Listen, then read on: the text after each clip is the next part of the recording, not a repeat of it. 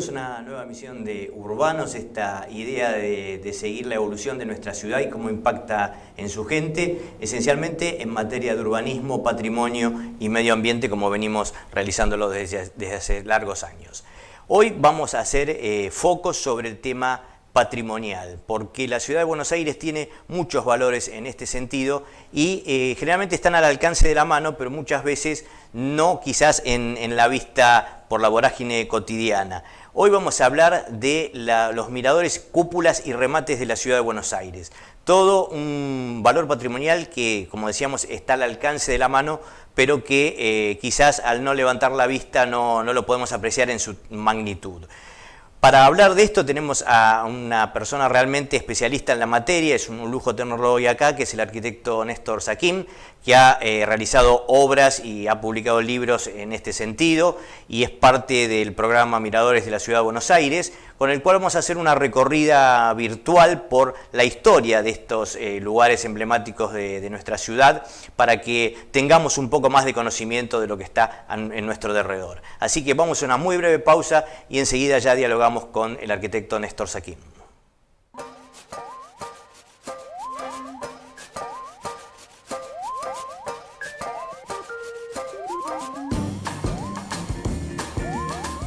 La altura del asiento es fundamental para obtener el máximo rendimiento y comodidad.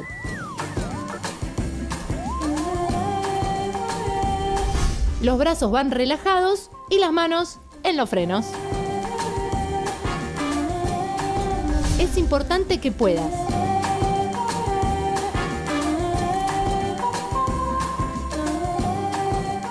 no anules tus oídos con auriculares. Drogas como el alcohol y algunos medicamentos afectan tu percepción. Evítalos al conducir.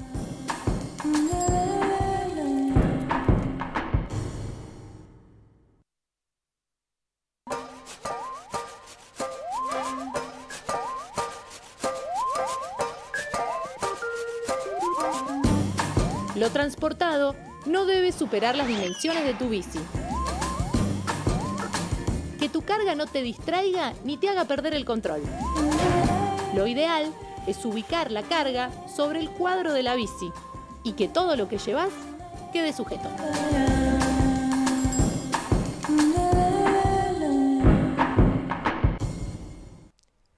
Volvemos en Urbanos ya con la presencia del arquitecto Néstor Saquín, a quien les damos la bienvenida y el agradecimiento por estar hoy con nosotros aquí. El agradecimiento es mío.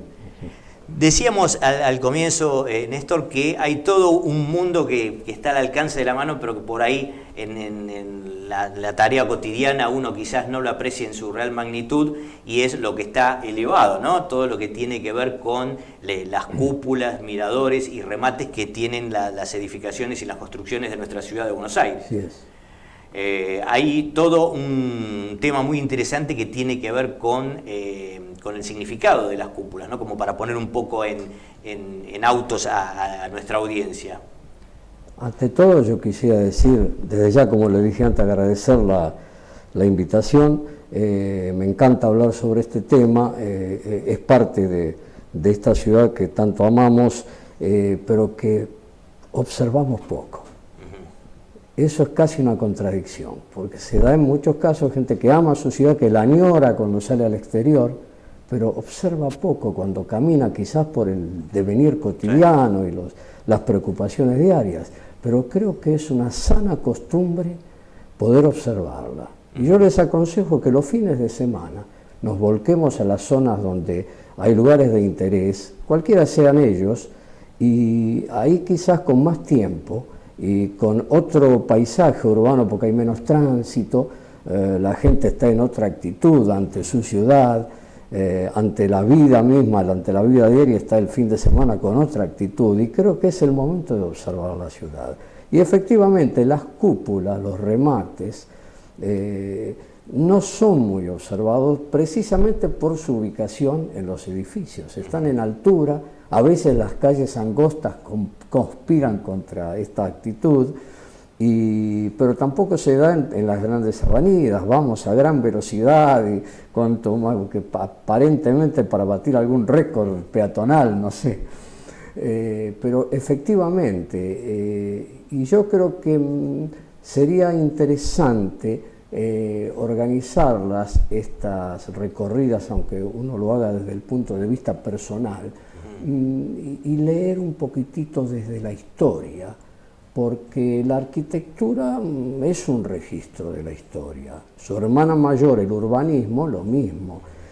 Sin leer historia, sin conocer un poco las razones que han llevado a este tipo de desarrollo de las grandes, fundamentalmente en las grandes urbes contemporáneas, es imposible comprenderlo, ese desarrollo. Y en el caso de la arquitectura lo mismo, la arquitectura tiene todo un significado. El caso de la cúpula, que en definitiva es una parte de los edificios o de las construcciones en altura, tiene mucho que ver con la jerarquización de esos edificios. Y esos edificios están representando algo siempre.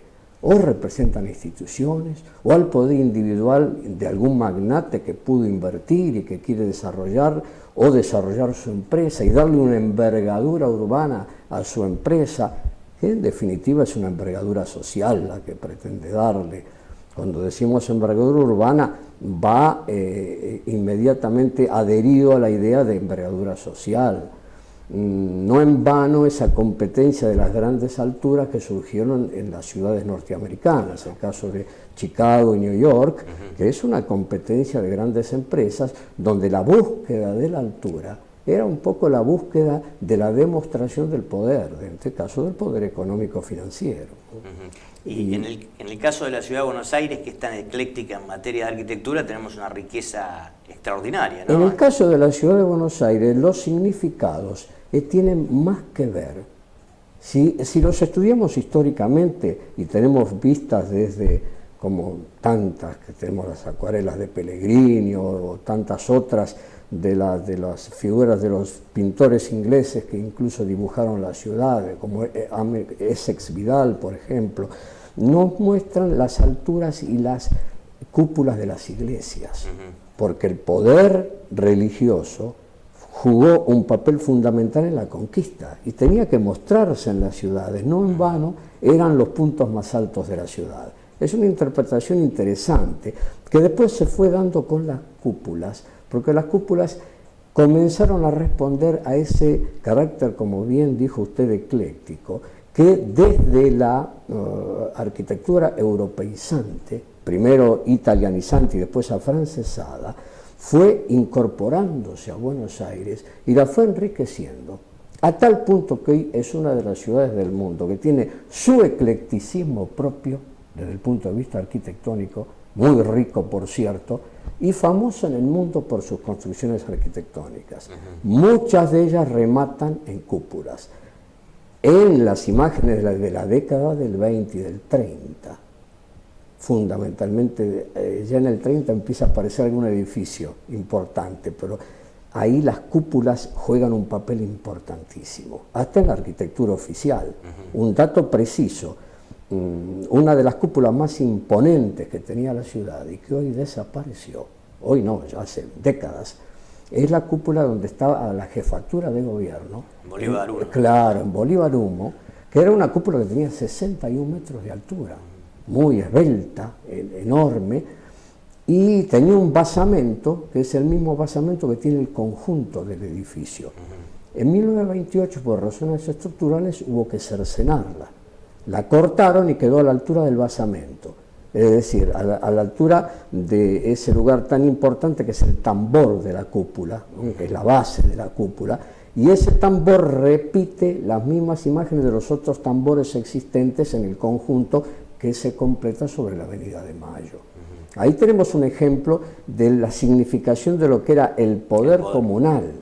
Como otro ejemplo soberbio, de gran calidad arquitectónica, es el de la legislatura de la Ciudad de Buenos Aires, con una torre terminada en cúpula, con un campanario en la parte superior, con sus 95 metros de altura. Hoy luce muy bien, porque fue incluso restaurada hace muy poco tiempo, con una excelente obra de restauración en la legislatura de la ciudad, un edificio muy castigado por la actividad administrativa, es lógico, en una ciudad de esta envergadura. Pero ahí tenemos otro ejemplo que tiene que ver con la historia, porque esa es la torre comunale, la torre del campanile comunal, el campanario comunal, que las primeras ciudades, casi ciudades-estado después del medioevo, en el sur de Bélgica y en el norte de Francia, tenían la torre comunal que representaba ese primogénito poder del pueblo para decidir las primeras pautas de gobierno, si bien muy lejos de lo que fue después la democracia, pero eran las primeras pautas del pueblo que se juntaba en ese lugar que era el Palacio Comunal para decidir, porque ya no tenía más al señor del medioevo, entonces ya decidía. Precisamente en ese lugar estaba el campanile, porque era la hora oficial. Todo esto tiene que ver con la historia, permanentemente estamos haciendo. Y el poder siempre presente, ¿no? El poder siempre presente, de alguna manera registra la arquitectura. Y cuando aparece este periodo que conocemos como el periodo ecléctico, con sus influencias europeizantes, su gran calidad de terminación, porque es copia de lo europeo, pero también una gran incorporación de la creatividad de los arquitectos nuestros y de las grandes figuras del mundo de la arquitectura de entonces, las mejores, que vinieron a construir a Buenos Aires. Sí, eso era muy común. Era muy común, las mejores figuras. Italia en su momento exportó a la Argentina los mejores arquitectos que eran del mundo en aquel momento. Hablar de Colombo, de Palanti, de Gianotti, de Moretti, etcétera, etcétera, etcétera, ¿no? De los grandes arquitectos italianos que hicieron pie en Buenos Aires y que muchos de ellos se incorporan a la vida de Buenos Aires y de la Argentina, construyendo también en Rosario, en Córdoba, en Mar del Plata. Sí. Claro, entonces este aspecto está permanentemente ligado con la historia. Esto es lo que hay que destacar. Y la cúpula es representativa ahí, ¿por qué? Porque es el coronamiento del edificio, está representando la altura, está buscando las alturas como los grandes rascacielos en Nueva York y en Chicago, pero con ese toque historicista que le daba la calidad ecléctico-historicista que tenían los edificios. Y en el tema de también por político tenemos la cúpula del Congreso de la Nación también, ¿no? La cúpula del Congreso de la Nación, que ahí nos tendríamos que extender un poquitito porque en realidad lo del eje cívico aparece después. Esto es una idea errada. Cuando se idea la Avenida de Mayo, la idea original de Torcuato de Alvear no era construir un eje cívico, porque ni se había pensado en el Congreso todavía. Era abrir la plaza, porque la plaza era el cajón cerrado de las leyes de Indias, donde la gente iba para observar y para ser observado. Era el centro de reunión comunitaria y social de las pequeñas aldeas españolas o pequeñas ciudades españolas. La idea de Torcuato de Alvear era abrirla, tal es así que se discutió si tenía que ser lateral o central.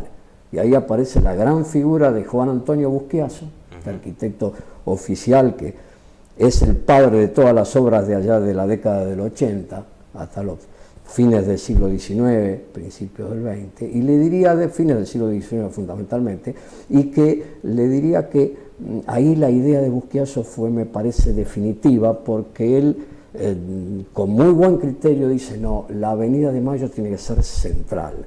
Si queremos respetar la idea de Torcuato de Alvear de abrir la plaza, tiene que ir al centro, porque se la había pensado por la calle de las Torres, la de costado que Rivadavia. Y después se la imaginó y se la realizó en el centro. Y en definitiva la otra idea fuerza de Busquiazo era muy interesante, porque si la hacemos lateral, siempre una de las fachadas va a ser conformada por las construcciones antiguas, y la del otro lado va a ser conformada por construcciones modernas, y vamos a tener una contradicción, claro, desbalanceado, inequitativa, y en el centro pudieron hacer la gran vía de la nueva urbe que se quería mostrar al mundo. Ahí hay otro aspecto. Y precisamente el factor integrador de la Avenida de Mayo fueron las cúpulas, que se iban repitiendo con otro valor agregado, que era que las cúpulas cuando se daban en las esquinas, un poco revalorizaban lo que era la ortogonalidad y el damero español, que venía también de las leyes de Indias. Al colocar como mojones en cada esquina, estamos revalorizando el damero. Claro. Y hablábamos hace un rato, Néstor, de lo que fue la pérdida de la cúpula de la jefatura de gobierno antigua. Sí. Hubo mucha pérdida de cúpulas en nuestra ciudad, lamentablemente, a lo largo de los años. Yo les diría de que cúpulas muy importantes no tanto. Sí hubo cúpulas de menor envergadura que por abandono desaparecieron. Y fundamentalmente en la Avenida de Mayo se las ve caladas en lugares donde había cúpulas. Después, por ejemplo, otro detalle que complica, si bien hay cúpulas que existen, fueron sintetizadas, digo yo, pero en realidad se les llama en la jerga arquitectónica planchadas, porque se caían los ornamentos. Y hoy no tenemos artesanos de calidad, además es muy costoso, tenemos un grupo pequeño que se van formando, pero es muy costoso, entonces los consorcios no pueden hacerse cargo, y sería imposible que a nivel de autoridades, cualquiera sean ellas, y en el tiempo que sea, se hagan cargo de todo, porque sería una cuestión presupuestaria inalcanzable. Entonces se van eligiendo las cúpulas. Hoy la Avenida Mayo tiene un programa, por ejemplo, de restauración de fachadas, inclusive de cúpulas, ¿no? Lo tuvo la calle Florida hace 2-3 años atrás, cuando, por ejemplo, se restauró plenamente esa hermosa cúpula academicista francesa de la ex Casa Gatti Chávez, en Perón y Florida. Junto con las obras de la calle Florida, se restauró la cúpula de Perón y Florida. ¿Habría que buscar alguna forma de recuperar esto, quizás a través de algunas líneas de financiación o subsidios, quizás para lograr que esto se restaure y se mantenga quizás en el tiempo, ese ¿no? es el camino de créditos blandos a través de líneas bancarias, sí, es muy probable que ese sea el campo. Yo creo que es impensado que se haga cargo totalmente del gobierno, es imposible, no habría presupuesto que alcance, debido a la cantidad de cúpulas que tiene Buenos Aires, porque si las cúpulas fueran menores, en una cantidad, no, hoy Buenos Aires tiene en existencia casi 300 y pico de cúpulas, a todo nivel, contando desde el Congreso, que es la más grande, hasta las otras, ¿no? Después, por ejemplo, se están restaurando muchos templos, eso es otro caso importante también, se están restaurando, donde ahí sí hay una conjunción entre el gobierno nacional generalmente y las autoridades locales de cada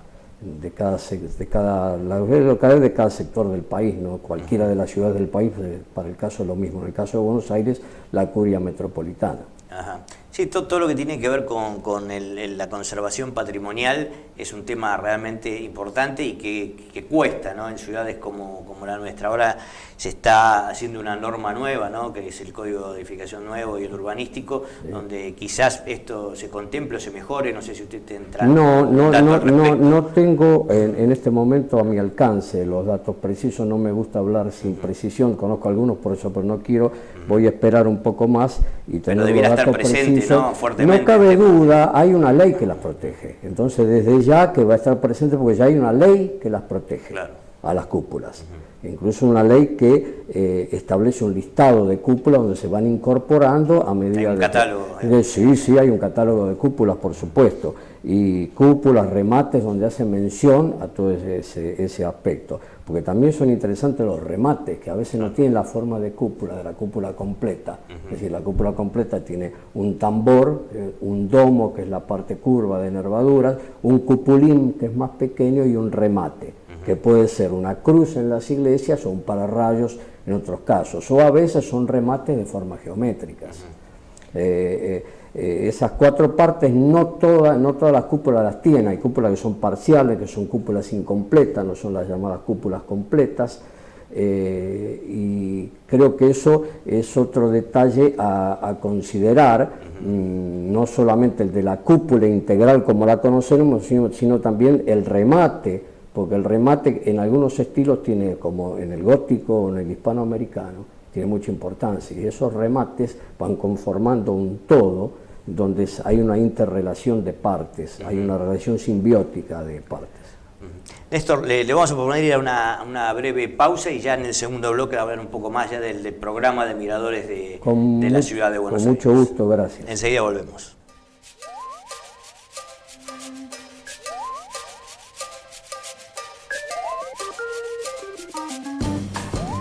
A la noche el ciclista es difícil de percibir. Aunque veas, no quiere decir que te vieron. Todos los elementos que utilices para hacerte ver anticipan tu presencia en el tránsito. Luz blanca adelante, luz roja atrás, ropa clara o chaleco y reflectivos. ¡Ilumínate!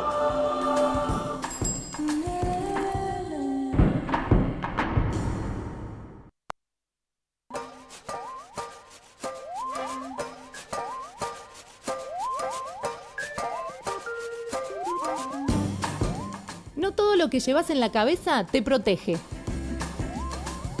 Que el casco sea de tu talle y homologado. Es fundamental que te lo coloques correctamente.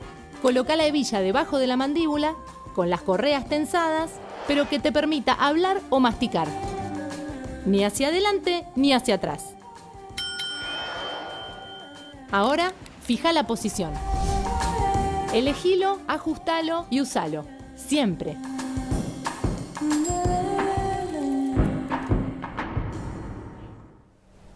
Seguimos en Urbanos con el arquitecto Néstor Saquín, que fue el creador del programa de miradores de la Ciudad de Buenos Aires allá por el 2010 y que lo ha llevado a cabo y sigue con esa tarea. Quisiéramos que nos cuente un poco cuáles son los objetivos y cómo nació todo el programa de miradores. Sí, por suerte sigue vigente, había tenido un lapso de abandono de unos meses, pero se retomó y con más fuerza que antes, eso es lo importante. Es un programa que lo largó la entonces, lanzó la entonces Dirección General de Patrimonio e Instituto Histórico, allá por el 2010, por motivo del bicentenario. Y precisamente el primer mirador que tuvimos fue la confitería, la vieja confitería del Comega, confitería histórica que nunca tendría que haberse cerrado. Y bueno, se cerró y ahí cerró el mirador, porque hoy es un club privado, donde se hacen eventos y... bueno, pero el programa, por suerte, tenía un alcance que iba mucho más allá de uno u otro mirador, y la idea era poder observar la ciudad desde otro punto de vista. Nosotros sabíamos que Buenos Aires, observada desde las alturas, era primero una observación muy poco frecuente, porque aquí no teníamos miradores. Y además sabíamos, estábamos convencidos por los estudios previos que habíamos hecho, que era una observación diferente, donde la gente iba a aprender a mirar la ciudad desde otro punto de vista, con mucho más tranquilidad y con una mirada hacia el horizonte, otros le llaman el skyline, ¿no? Donde se recortan las construcciones realizadas por el hombre con el horizonte. Y que íbamos a poder comprender aspectos que desde el punto de vista peatonal no se pueden comprender. Son incomprensibles debido al gran crecimiento de la ciudad. Más una ciudad que por su crecimiento se alejó del río. Yo digo se alejó y no que le dio las espaldas. No comparto con el gran maestro Le Corbusier cuando vino en su momento y dijo que le daba las espaldas al río. No, Buenos Aires nunca le dio las espaldas al río. Tuvo otro tipo de utilización el Río de la Plata. En realidad la costa de Buenos Aires fue utilizada para servicios, no fue utilizada para solaz y esparcimiento, como es hoy, por ejemplo, la costa de Montevideo o la costa de Rosario, para tener un ejemplo argentino. Aquí fue utilizada para servicios de todo tipo. El primer gran servicio para el país y para Buenos Aires fue el puerto. El Puerto Madero, en pleno funcionamiento, y después el Puerto Nuevo. Ya ahí hay otro tipo de utilización. Se puede llegar al río, pero con dificultad. Después aparecen accidentes que yo los llamo administrativos y geográficos en paralelo, como la Reserva Ecológica, que es un accidente administrativo de una ciudad judicial que nunca se construyó, y el resto lo hizo la naturaleza, hasta que el hombre, en 1986, observaron y dijeron: no, esto tiene que tener pautas de manejo, tiene que tener pautas que tengan que ver con el ambiente, con el cuidado del ambiente y con el hecho de ser la primer reserva del mundo ecológica a 5 minutos o menos de pleno centro de la ciudad. Y se dio en 1986 el plan de manejo y la ley que la ampara. Y por suerte hasta hoy se está desarrollando. Claro, para llegar al río desde ahí tenemos que caminar en algunos casos hasta 10 cuadras. Pero lo que es cierto es que hay algunas murallas, ¿no? Ahí, estas son murallas, por eso no quiere decir que haberle dado la espalda es haberse olvidado del río. Buenos Aires no, lo pensó siempre en función del aprovechamiento, la misma planta potabilizadora General San Martín.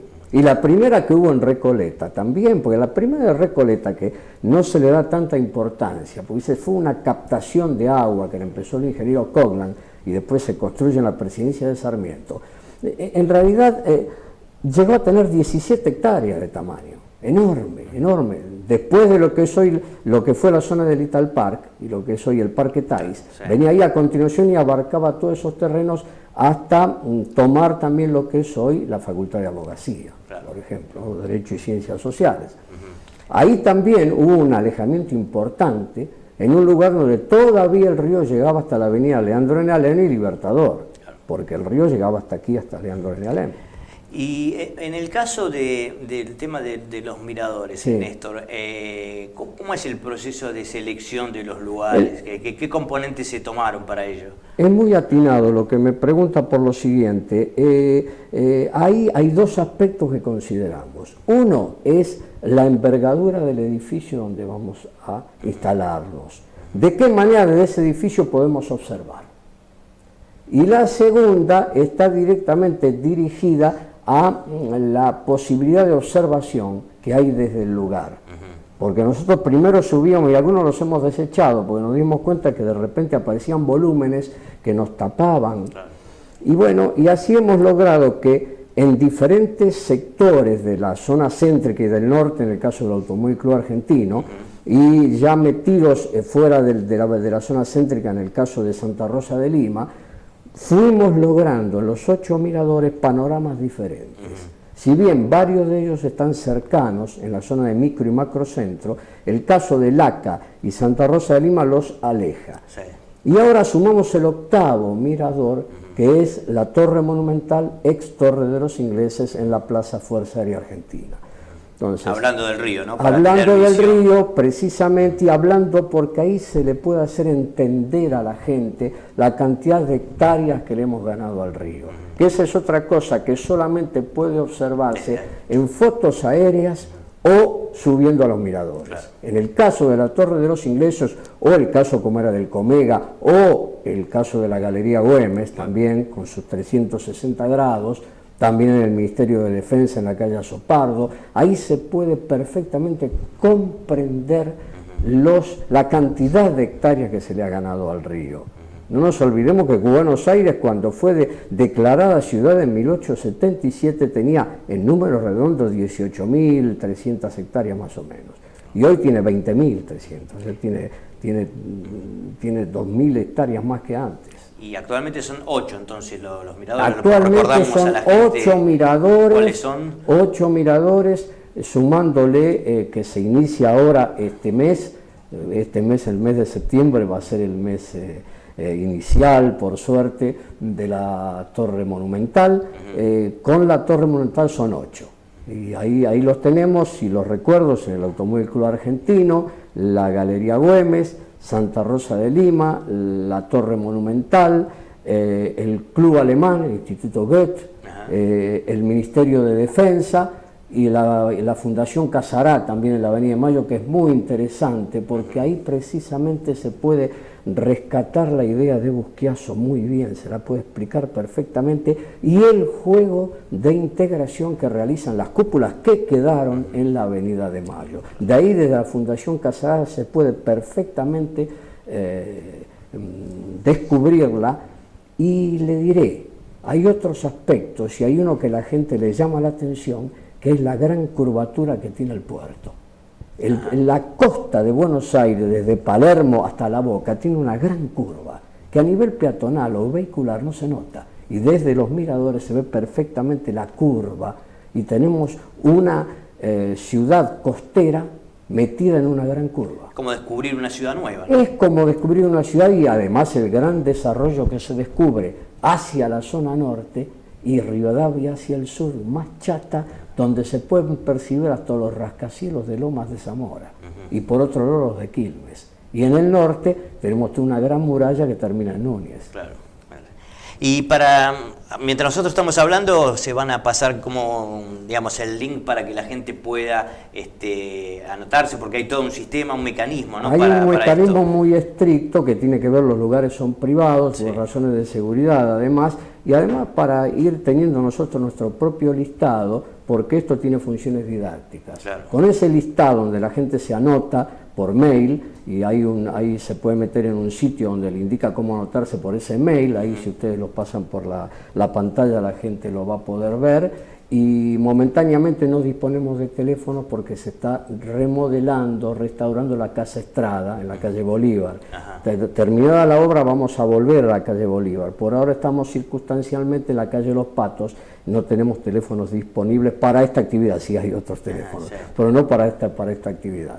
Entonces, esto es clave, conocer ese mail donde anotarse, y van a recibir una respuesta como que están anotados. Por ejemplo, usted se anota para la Torre Monumental, pide para tal día, y si no recibe la respuesta no tiene que concurrir, la va a recibir próximamente, porque quiere decir que está colmatado, hay cupos, 20 a 25 personas por tándem más o menos. Sí. Bueno, esperemos que la gente se pueda anotar.